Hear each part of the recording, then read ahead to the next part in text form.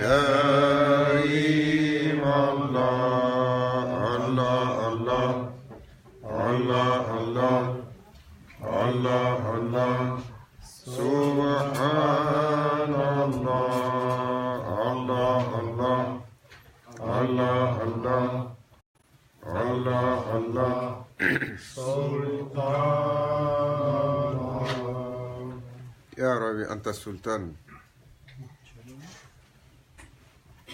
نحن عبيد. أعوذ بالله من الشيطان الرجيم. بسم الله الرحمن الرحيم. الحمد لله والشكر لله ولا إله إلا الله والله أكبر ولا حول ولا قوة إلا بالله العلي العظيم. بسم الله الرحمن الرحيم. دستور مدد يا سيدي، مدد يا رجال الله، مدد سلطان الأولياء، مدد أهل الله في البلاد. دستور مدد مولانا الشيخ، مدد مدد الحق. أطيعوا الله أطيعوا الرسول والأولي الأمر منكم.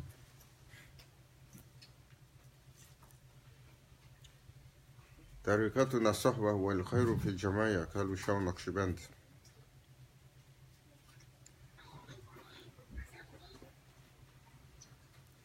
Nous rendons louange à Allah Azawajal qui nous a rassemblés ici ce soir dans une assemblée de dhikr pour le partage, pour le rappel, surtout pour l'éducation spirituelle.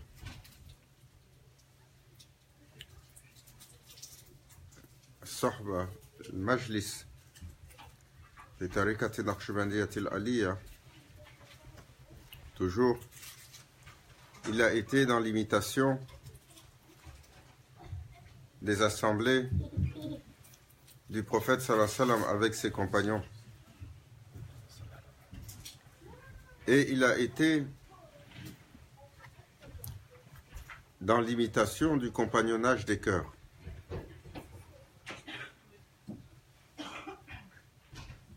Souvent,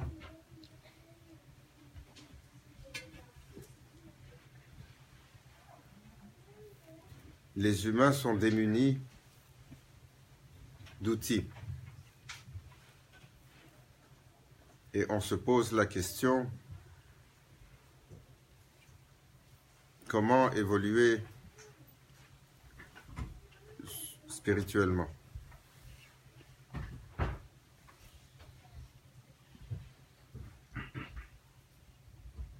Car nous avons tous les instruments,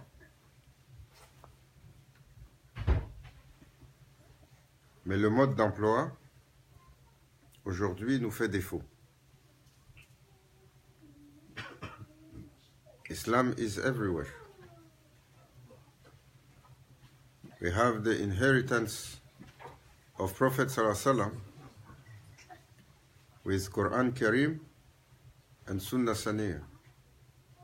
La parole d'Allah Azawajal, le Kitab al-Mubin et la tradition, l'exemple du prophète Sallallahu Alaihi Wasallam.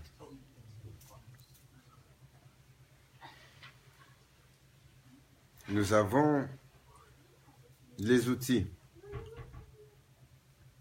mais les humains, aujourd'hui qui les utilisent, ils ont du mal à trouver l'agencement pour que se réalise l'accomplissement, pour que se réalise l'élévation, pour que se réalise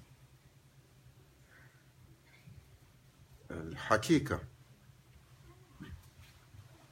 Hakika, l'état de réalité qui élève le serviteur dans la connaissance d'Allah, le marifatullah, et qui l'élève dans la station suprême, l'Azimat.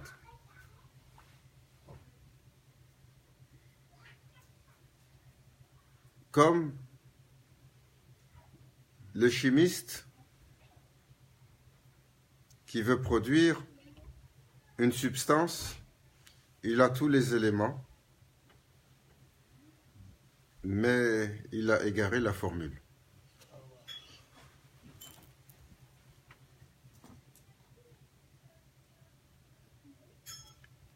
l'accomplissement arrive en islam.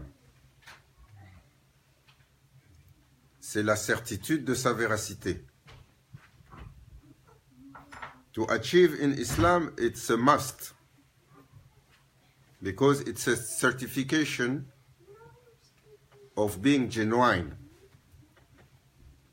and being a revelation from reality, that Allah Azza wa Jal open to human, les enfants. Alors, lorsqu'on fait ce cheminement, normalement, le serviteur, comme ça a été pour Sahaba al-Kiram, radiallahu anhu, ils sont arrivés dans un état pré-islamique de Jahiliya. Et sur l'espace de quelques années, parfois sur l'espace d'une décennie ou deux, ils ont atteint un niveau qui se manifestait dans leur être. Sur leur héritage,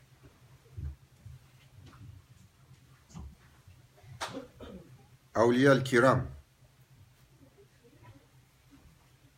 Ahlullah, les gens d'Allah, Ar-Rijalullah, les serviteurs entre l'Est et l'Ouest, ceux qui sont connus, ceux qui sont anonymes. Et leurs noms ornent l'histoire du monde musulman telle une myriade de pierres précieuses étincelantes.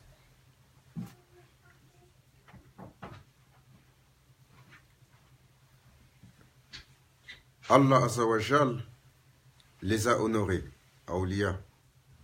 Leur titre, c'est leur relation au Seigneur des mondes. Ils sont les amis d'Allah. Il les connaît leur nombre, il les protège et il déclare la guerre à quiconque s'oppose à eux. Car aujourd'hui, nous sommes dans le temps de Akhir al-Zaman avec Jahiliya Thani, une ignorance si terrible qui frappe l'intégralité de l'humanité et qui frappe la terre de l'islam. Cette ignorance a mené toute une idéologie et tous ceux qui ont cru en cette idéologie à vouloir exclure Awliya al-Kiram. Comme s'ils ne font pas partie de l'islam, comme s'ils ne font pas partie de l'histoire de l'islam, comme s'ils ne font pas partie de l'héritage spirituel du prophète sallallahu alayhi wa sallam. Mais mieux que ça, n'eût été Sahaba al-Kiram, wa tabi'in, wa tabu tabi'in, les générations de pieux et de savants et de awliya qui se sont succédés, qui serait ici aujourd'hui? Qui a introduit le sous-continent à l'islam si ce n'est pas les awliya? Qui a introduit l'intégralité de l'Afrique du Nord, le Maghreb, l'Afrique de l'Ouest, subsaharienne, jusqu'aux limites de la forêt, si ce n'est pas les awliya? Qui a fait l'islamisation de l'Asie du Sud-Est en allant vers l'Indonésie, la Malaisie, jusqu'au Brunei, si ce n'est pas eux? Qui a illuminé le Khorasan et l'Asie centrale, si ce n'est pas eux? On ne peut pas falsifier l'histoire. Donc ce qui a créé 1000 ans, 1200, 1300 ou 500 ans d'histoire d'islam dans tellement de contrées, c'est sur la main de gens qui se sont accomplis dans un secret que Allah Azza wa Jal leur a accordé.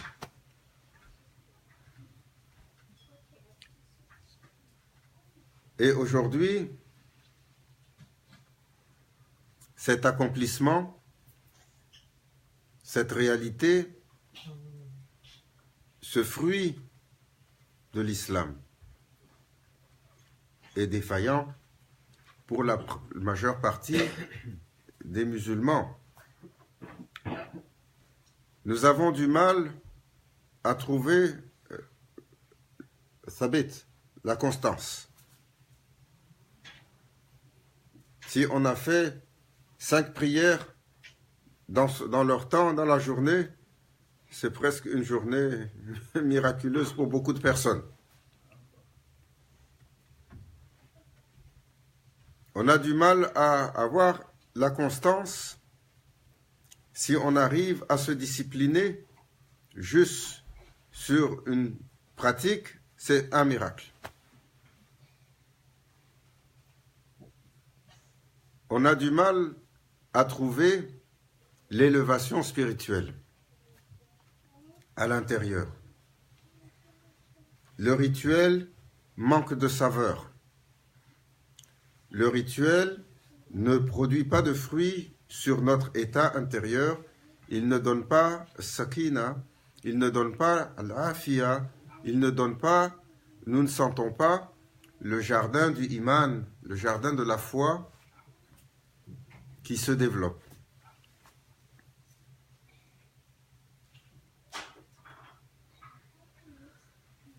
L'islam que nous pratiquons ne nous éclaire pas sur la connaissance, sur le discernement et sur la sagesse. Parce qu'il ne suffit pas d'avoir mémorisé des textes, de les recracher, sans pouvoir en extraire le nectar de lumière que Allah Azza wa Jal a permis qu'il soit descendu à travers la connaissance. Pour preuve, beaucoup de gens, sur leur lecture, leur mémorisation, leur analyse, leur compréhension, sont en train d'étaler le feu et le sang et la mort sur la terre de l'islam au nom prétendument de l'islam. La connaissance, lorsqu'elle rentre, elle doit nous donner le discernement. Elle doit illuminer notre regard sur toute chose qui nous entoure. Elle doit effacer tout ce qui est illusion. Elle doit effacer tout ce qui est doute. Elle doit effacer tout ce qui donne à l'âme sa descente dans les mauvaises caractéristiques.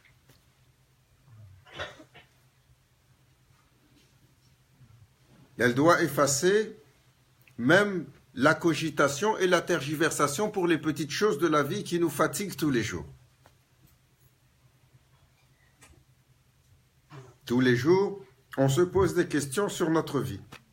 Pourquoi c'est comme ça? Pourquoi on va là? Qu'est-ce que je dois faire? Mais ça me rend pas heureux. Mais ça m'apporte pas de bien. Mais moi, je veux ça et j'ai ça. Et la connaissance, ilm, c'est pas simplement à propos de comprendre Coran et de comprendre Hadith et de comprendre les liens de la jurisprudence et de comprendre les principes doctrinaux. Il faut que cette connaissance-là ait une application. Sinon, l'outil est incomplet.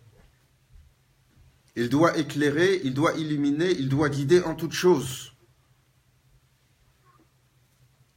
Il doit donner au cœur la compréhension, le discernement. Et aujourd'hui, cet islam, qui est notre islam, ne nous amène pas dans une sphère de contemplation. Il ne nous emmène pas dans une présence où est-ce que le serviteur, il converse avec le Seigneur des mondes. Nous sommes beaucoup plus intéressés à être toute la journée sur notre fil de Facebook. Nous sommes beaucoup plus intéressés à être toute la journée sur tellement de choses inutiles. Nous sommes tellement plus intéressés à faire des commentaires sur nos politiciens, sur nos idoles, sur nos sportifs ou sur nos passions.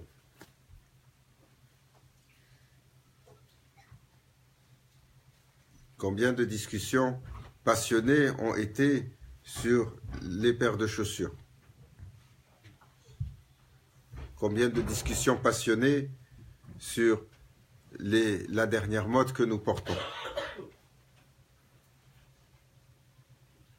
Mais véritablement, la question est, qu'est-ce que cela nous apporte? Est-ce que le cœur est bien? Did we find serenity? Did we find enlightenment?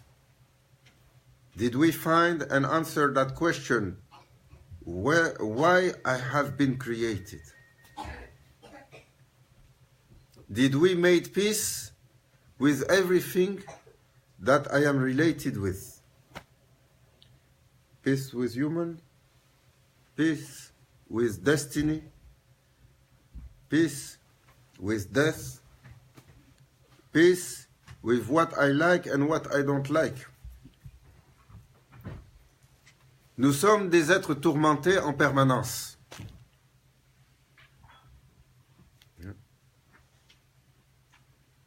Qu'est-ce qui nous tourmente? Oh, la mort tourmente tellement de gens.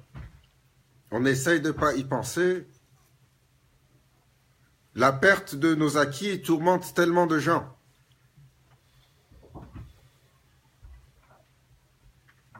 Est-ce que demain j'ai du travail?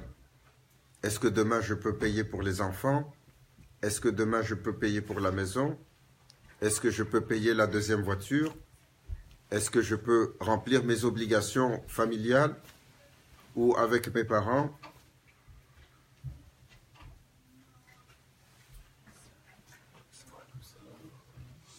Et cela continue sur tout ce qui tient le cœur, whatever is holding our heart so strongly. Enslaving human without limit.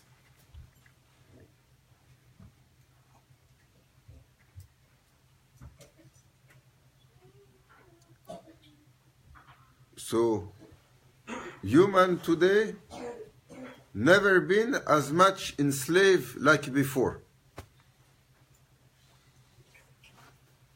And we are thinking, no, in the morning I can wake up and I put the clothes I like and I eat the breakfast I want and I listen to the music I like on my way to the job I chose.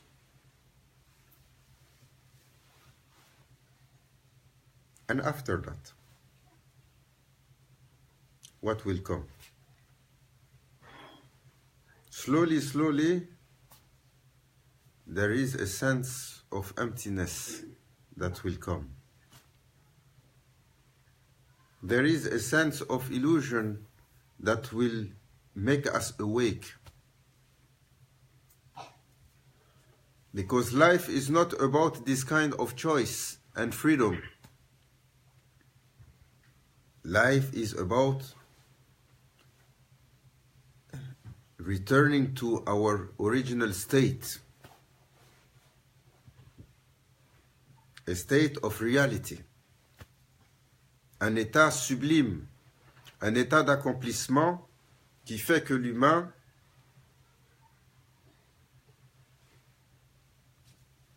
il avance sur cette terre, son cœur est avec son Seigneur. Rien ne le distrait, rien ne l'affecte, rien ne lui fait peur, rien ne peut mettre de grisaille dans son cœur, rien ne peut mettre de turbulence dans son émotion. Il connaît la colère, oui. Il connaît la joie, oui. Mais son humeur n'est pas grise aux croyants. Comme tellement d'entre nous.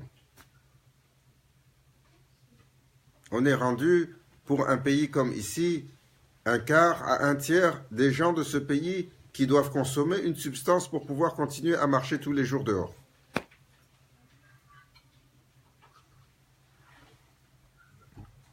Ça, c'est les substances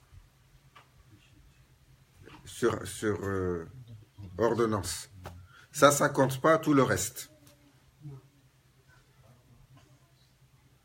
Pourquoi? Il y a un état de fait. On disait l'autre jour, pourquoi il manque tellement cette joie et ce bonheur à l'intérieur de l'humain? To celebrate life with a great happiness at every moment. Ils ont fait passer, tout à l'heure je lisais l'histoire d'un fameux joueur de tennis. Le joueur de tennis, il nous a donné une leçon de vie. Why? Because wisdom is the lost property of the believer. Where he finds it, he grabs it and it is for him. Il était au sommet de sa carrière. Et c'était au début des années 80.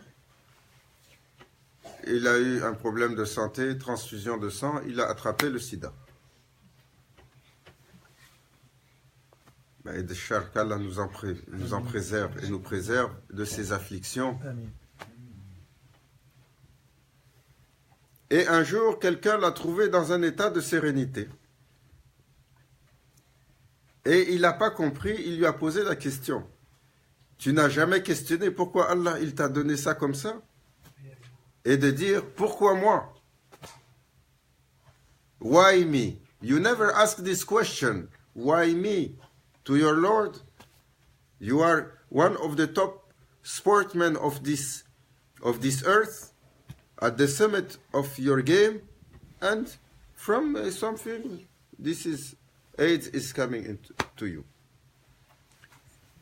Il lui a répondu, tous les jours, il y a 5 millions d'enfants sur cette terre qui vont apprendre le tennis. De ces 5 millions-là, 500 000 vont continuer. De ces 500 000, 50 000 vont jouer professionnel. De ces 50 000, 5 000 vont atteindre cette catégorie dans laquelle j'ai été. De cette catégorie, seulement 50 vont arriver sur le Grand Chelem. De cette finale-là, 5 sont élus pour partager ce qu'il y a au sommet. Et Allah, il m'a mis au-dessus de ces 5-là. Et est-ce que je lui ai dit pourquoi tu m'as mis là-bas? Et aujourd'hui, maintenant que je suis dans un état défavorisé, je vais oser me lever pour lui demander pourquoi?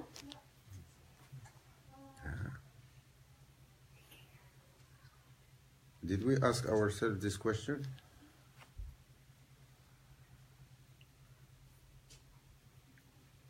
Combien d'entre nous comprenons jusqu'à quel point nous sommes privilégiés dans ce monde? Combien d'êtres humains? 7 milliards et quelques? Tous ceux qui sont dans la salle ici. Est-ce qu'on ne se situe pas dans les 5% qui sont au-dessus en termes de richesse, en termes d'accès à la santé, d'accès à l'éducation, dans le bien-être intégral? On a un luxe ici. Regardez vos salaires. On a un luxe ici, pour nous, nos enfants, nos familles, nos parents, que des gens, pour un village entier, ils n'ont pas durant toute l'année.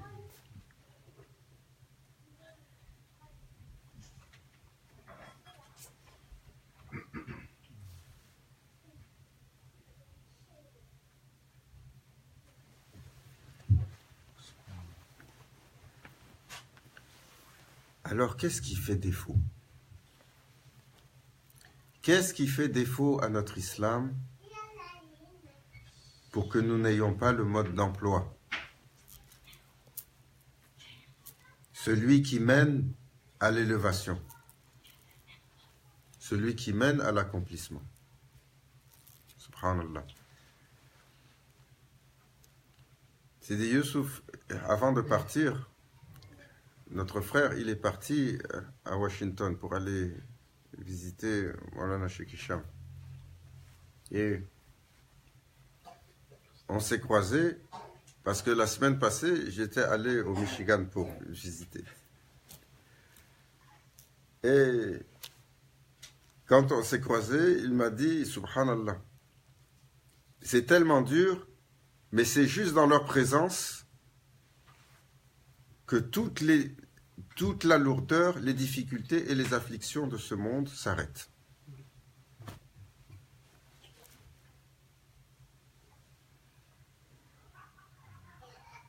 Qu'est-ce qu'ils ont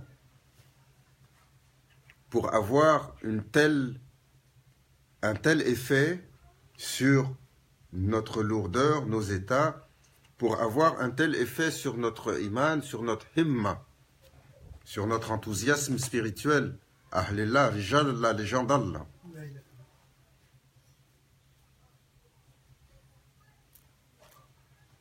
Pour ceux qui les ont rencontrés.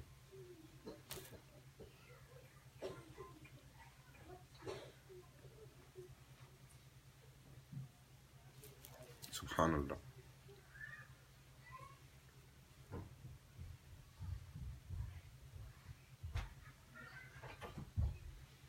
Sur la connaissance, l'héritage du prophète sallallahu alayhi wa sallam,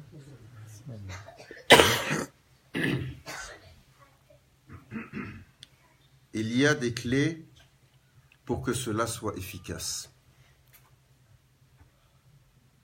Si tu as la formule et il manque un ingrédient, la différence entre un produit stable que tu peux utiliser et quelque chose de complètement inutile et même parfois toxique est minime. C'est pour ça Sayyidina Omar, radiallahu anhu, il a dit, faites attention avec qui vous allez prendre votre islam. Parce que l'islam, c'est comme le souffle de vie qui coule dans vos veines. Le souffle de vie qui coule dans les veines, ce sang, c'est lui qui nous donne la vie. L'islam, l'héritage de la révélation, c'est ça qui donne la vie à notre spiritualité, c'est ça qui nourrit l'éveil de l'âme. Si tu le prends d'une source corrompue,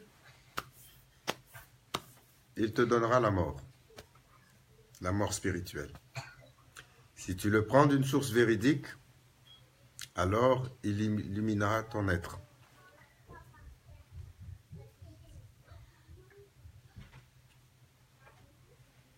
Alors, il nous manque la chimie subtile et céleste, car nous avons les mêmes ingrédients que Sahaba al-Kiram, à une exception près.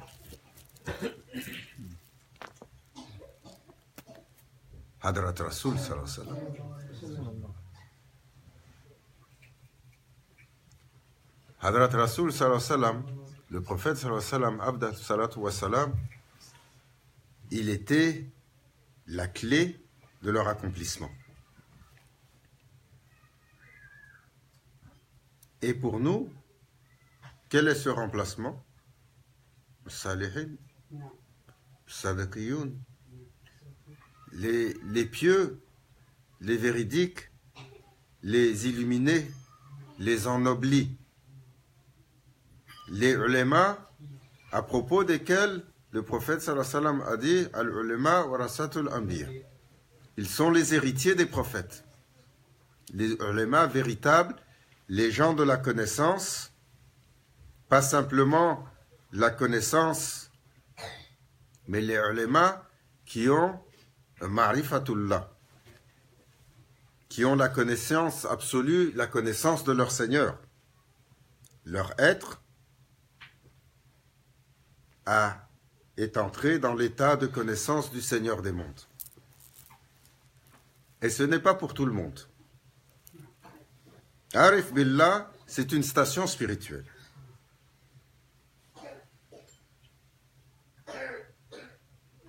Donc, l'une des clés fondamentales que la Ummah a perdues, c'est ces gens cachés, anonymes, parmi les humains, dont le contact illumine l'être, dont le regard guide, dont le souffle est guérison. L'invocation est une ouverture pour nous.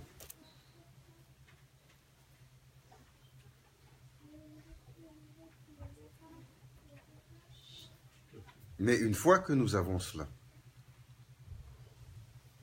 comment établir notre vie pour que nous soit donné cet état et que soit ouvert pour nous cette évolution et cette illumination, car le temps passe pour chacun d'entre nous. Et plus il passe, plus on est conforté dans nos choses et moins nous avons de force pour changer.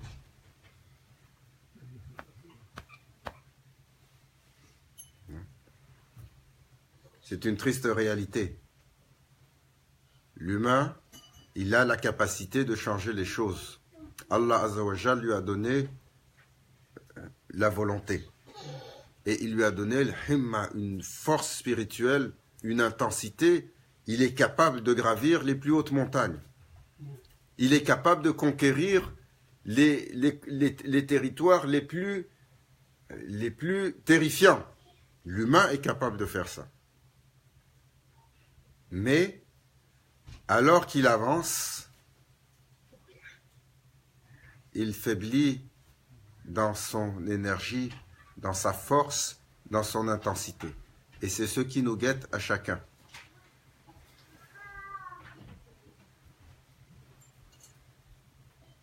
Cette force de pouvoir tenir notre monture, de pouvoir défaire ce qui nous altère, ce qui nous donne ce goût si amer. Parce que c'est tellement facile de penser que le goût amer, c'est la faute de Foulane. Ou le goût amer, c'est la faute du gouvernement. Ou le goût amer, c'est parce que j'ai un handicap physique. Ou le goût amer, c'est parce que ma femme, elle est comme ça, ou mon mari, il est comme ça. Ou le goût amer, c'est parce que je ne suis pas du bon côté de la frontière. Ou le goût amer, parce que tel était...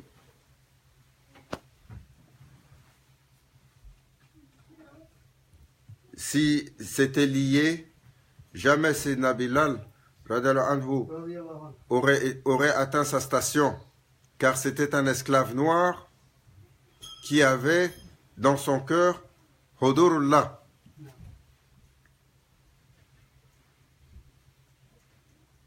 Il avait cet état à propos duquel Sayyidina Omar il a dit: si les rois de ce monde savaient ce que nous avons dans nos poitrines, ils lèveraient leurs armées pour venir le conquérir.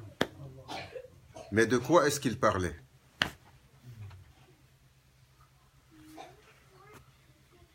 Ce dont il parlait, chaque enfant, chaque Bani Adam, tous les enfants d'Adam sont éligibles pour cela.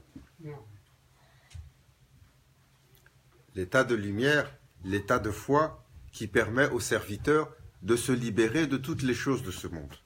Mais est-ce que nous voulons nous en libérer véritablement? Là est la question.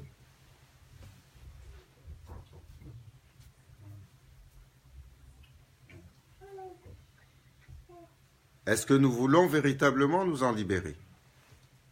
Jusqu'à quel point? Et nous pensons que chez Allah Azzawajal, nous allons faire de vœux pieux pour dire je veux ceci, et il ne va pas nous mettre à l'épreuve pour vérifier notre ikhlas, notre sincérité.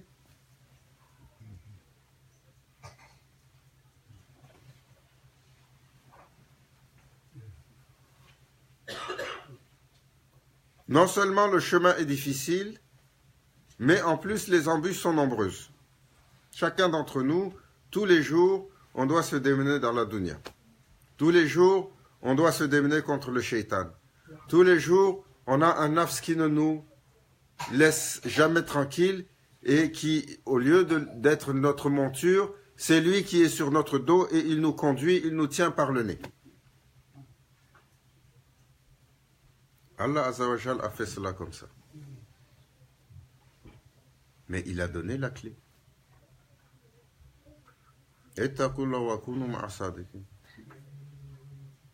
Faites œuvre de piété, enlignez le cœur.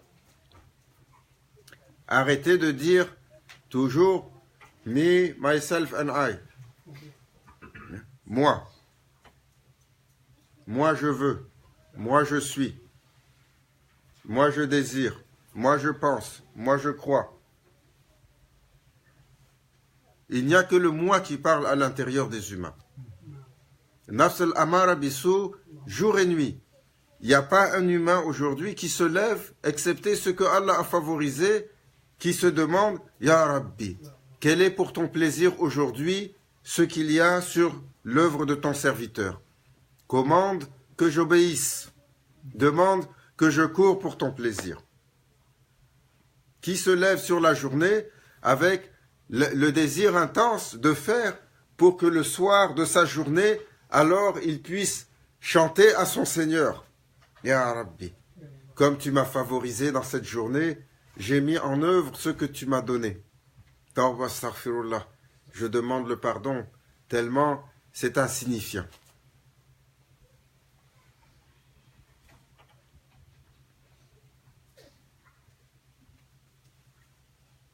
Jamais vous avez vu des gens accomplis, des gens illuminés, des gens libres, comme ceux qui se sont accomplis spirituellement. Rien dans ce monde ne les a affectés. Comme il disait, quand le prophète sallallahu alayhi wa sallam, il a dit, un jour à propos d'un compagnon, il est des gens du paradis. Ils ont voulu voir ce qu'il faisait. Sayyidina Omar, il l'a suivi, il l'a visité 3 jours, il l'a vu qu'il ne fait rien. Il a dit, moi je prie plus que toi, je suis debout plus que toi la nuit, je veille, mais qu'est-ce que tu fais? Je n'ai pas trouvé. Il a dit, il n'y a rien de particulier dans ma vie, mais je garde 3 choses précieusement. Si l'humanité un jour allait me prendre et ils me mettent à leur tête avec toutes les choses de ce monde à mes pieds, ça ne change rien dans mon cœur. Wherever they are going to put me, my heart will always be the same. I don't care about what people raise me or they don't raise me. Et si Allah, il m'a mis en haut et que les gens me font descendre pour être le dernier de ce monde, ça ne change rien pour moi. Et jamais je me suis couché sans avoir libéré mon cœur de toute chose que quelqu'un il m'a fait. 3 choses qu'il gardait dans sa vie. Là, nous aussi, on ne nous a pas donné le rang qui nous est dû, le respect qui nous est dû par nos subordonnés et nos subalternes et ceux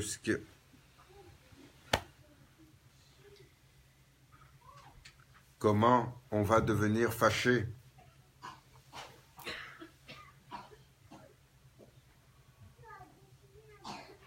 Sahaba al-Kiram, ils ont défait leur monture, ils ont défait leur nafs.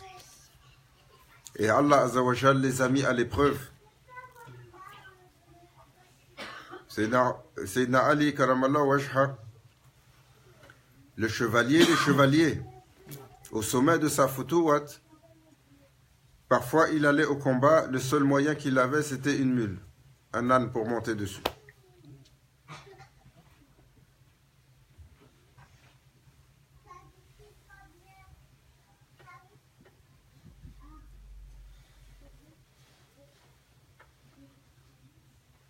Il avait plus de force que Sayyidina Zulkarnain, Sayyidina Ali. Et son action sur la terre jusqu'aujourd'hui, c'est lui qui combat les créatures de l'invisible pour protéger la terre. Dans la spiritualité, on l'appelle le bouclier de la terre. Jusqu'à la fin des temps. C'est lui qui va donner de sa puissance à l'armée de Sayyidina al-Mahdi. Et c'est lui qui va arrêter les créatures de Juj ou Majuj. Et Allah Azza wa Jal, il l'a trempé, il l'a forgé dans l'humilité.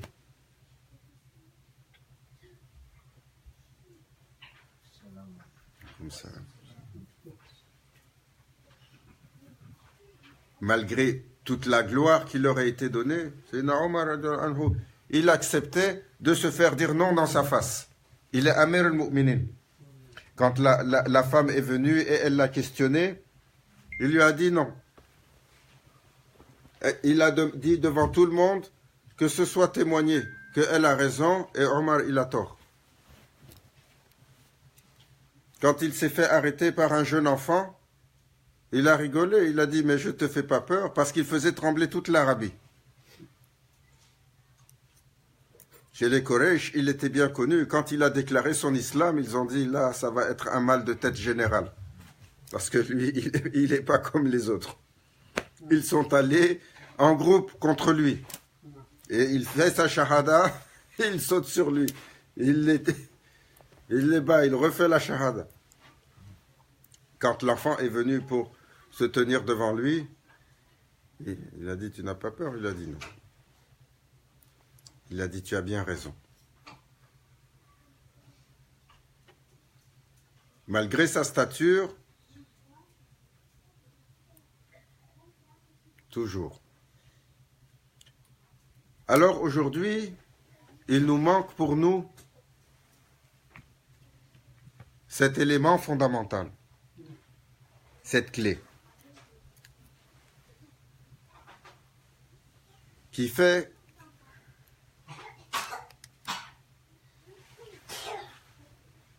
que l'islam, malgré le fait qu'il nous habite, qu'il est dans nos habitudes, il a du mal à nous élever.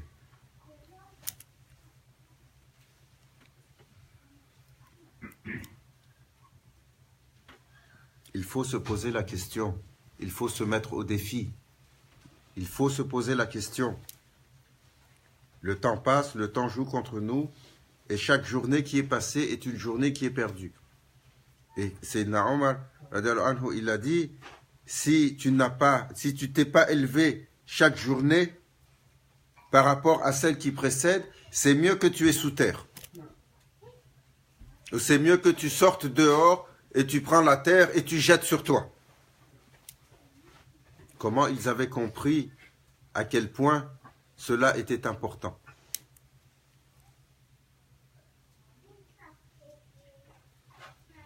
Nous vivons dans un temps difficile. Ce temps, il s'appelle Akhir az-Zaman. Et malgré tout ce qu'on fera, on ne changera pas les paramètres de ce qui nous entoure. Alors c'est au serviteur de comprendre qu'il traverse le désert ultime, il doit bâtir son oasis. Il bâtit son oasis sur son ancrage, car il doit avoir un guide pour ce désert. Il bâtit son oasis sur les réserves qu'il fait, les réserves de lumière.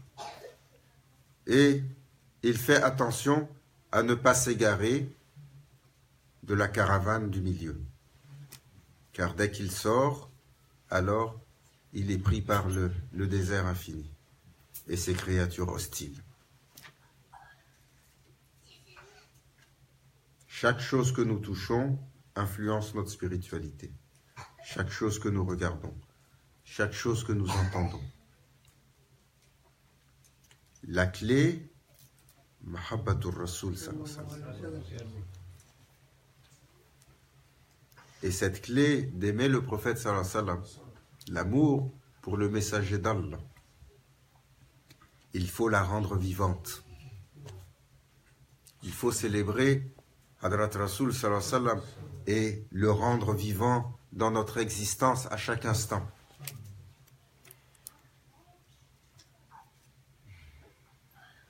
Il faut que notre vie soit une ode à son exemple, soit une louange perpétuelle pour lui. Et alors, Allah Azza wa Jal nous couvrira de l'honneur et de la gloire et de l'accomplissement. C'est lui qui a établi cela. Quand il a appelé les gens qui vont vivre dans son temps, ses frères. Quand il a dit, Sahaba al-Kiram, il me manque. Ils étaient étonnés, ils ont dit, nous, on n'est pas tes frères. Il a dit, non, vous êtes mes compagnons. Eux, ils me manquent. Qui sont-ils? Ceux qui vont venir loin dans un temps. Ils ne m'ont pas vu, ils ne m'ont pas connu, mais ils ont de l'amour pour moi. Ils vont vivre dans un temps difficile s'ils tiennent une de mes traditions, une de mes sunnas, c'est comme ils tiennent la braise ardente dans leurs mains. Mais ils m'aimeront. Qu'Allah Azza wa Jal nous illumine dans l'amour du prophète sallallahu alayhi wa sallam. Ouvre notre cœur dans ce temps difficile. Nous permette de bâtir notre oasis avec les bonnes pratiques. Nous permettent de bâtir notre oasis avec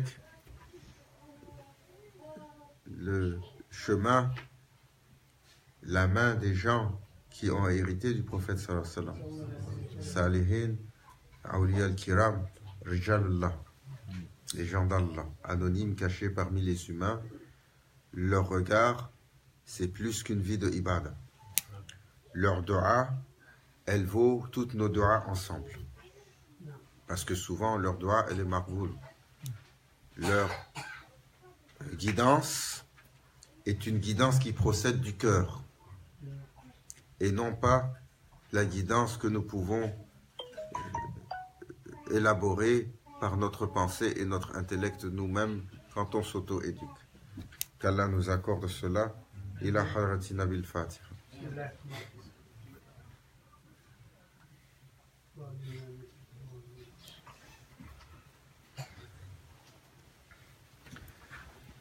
أشهد أن لا إله إلا الله